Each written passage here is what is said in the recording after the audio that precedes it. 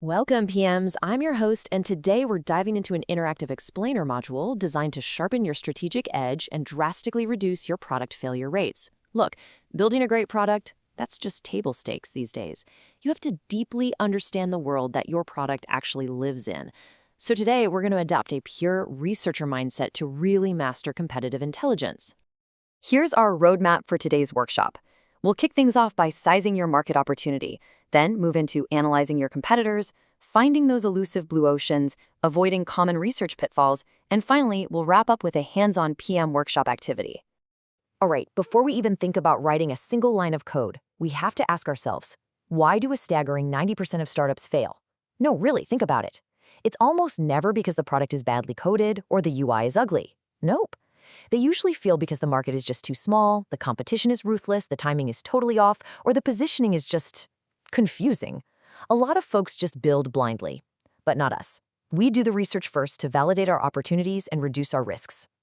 Let's jump straight into part one, sizing your market opportunity. You've got to internalize these three metrics before you even think about entering a new space. And I actually want you to mentally calculate these for your own product as we go along. First, we have TAM, the total addressable market.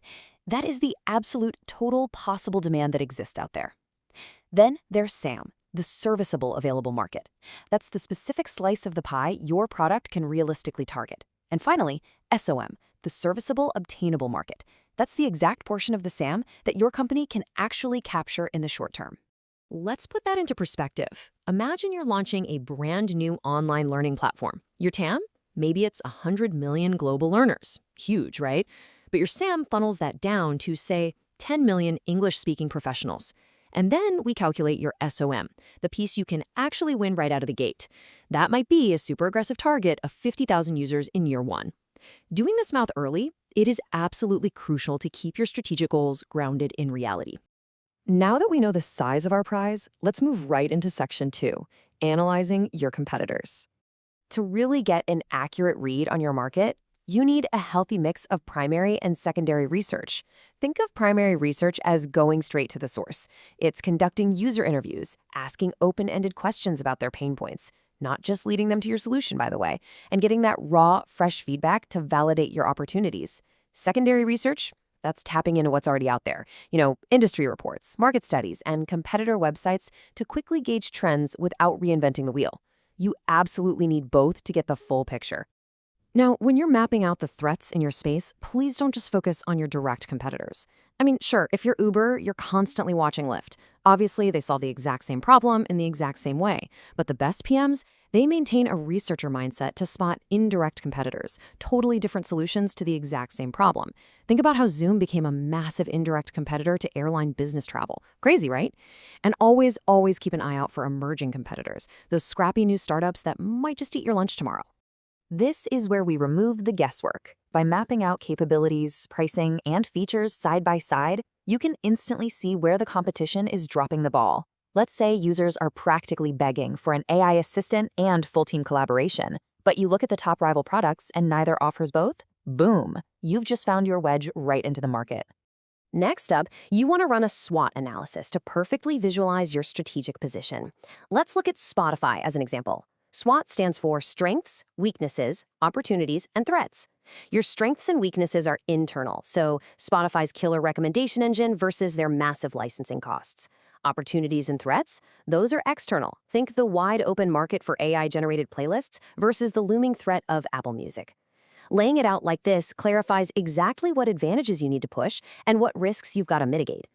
Which naturally leads us to section 3, blue oceans and positioning. This is the crucial turning point, deciding your battleground.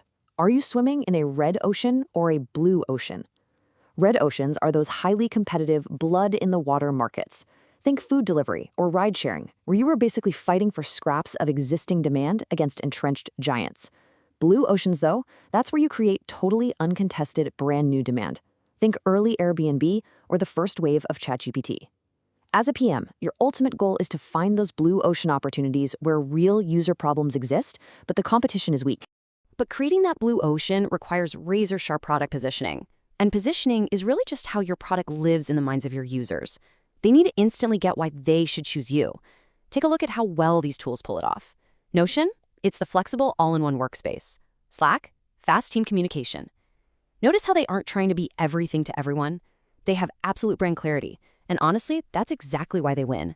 All right, let's jump into section 4, avoiding common research pitfalls. Even with the best frameworks, it is so easy to fall into traps. One of the absolute biggest, copying competitors blindly. Just because they launched a shiny new feature doesn't mean their users actually care about it. Also, whatever you do, never ignore your niche users. Today's tiny, hyper-passionate segment can easily explode into tomorrow's massive market. And finally, stop obsessing over features. I know it's hard, but users do not care about your functionality. They care about their outcomes. If you want a masterclass in doing this right, look at Netflix. They are the gold standard here. They don't just sit around guessing what shows to make. By constantly, obsessively studying competitor movements, viewer behavior, and broad market trends, they make highly evidence-based decisions. This continuous research loop, it's exactly what allows them to confidently drop billions on original content and pivot faster than any legacy media company. Their research literally builds their long-term advantage. To get that Netflix-level insight, you need the right toolkit. Equip your team with these essential modern research tools. You've got SimilarWeb to track competitor website traffic, Google Trends to monitor shifts in broad market interest, App Annie for mobile insights, or Crunchbase to see exactly where the venture capital is flowing. Great PMs are relentless analysts and observers, and these tools give you the raw data to stop guessing and start validating your intuition. Okay, team, let's put all of this into practice. Section 5, the PM workshop activity. Right after this explainer wraps, I want you to run through these 5 steps. First, pick a product category, maybe music streaming or AI productivity. Second, identify the heavy hitters, your biggest competitors. Third, and this is the secret sauce, dig deep into App Store reviews, Reddit threads, and forums to find user complaints. Real user frustration is absolute gold. It's going to point you right to step 4, discovering the actual market gaps. And finally, step 5, decide exactly what you would build or improve, as the PM, to capture that underserved audience. As we wrap up this explainer and get ready for our next module on MVPs and product validation, I want to leave you with one vital question to provoke your next great product strategy. What advantage can we create tomorrow based on the evidence we gathered today? Because remember, successful products are never built in a vacuum. They are built with a deep, evidence-based understanding of the world around them. So go do the research, find those gaps, and I'll catch you in the next explainer.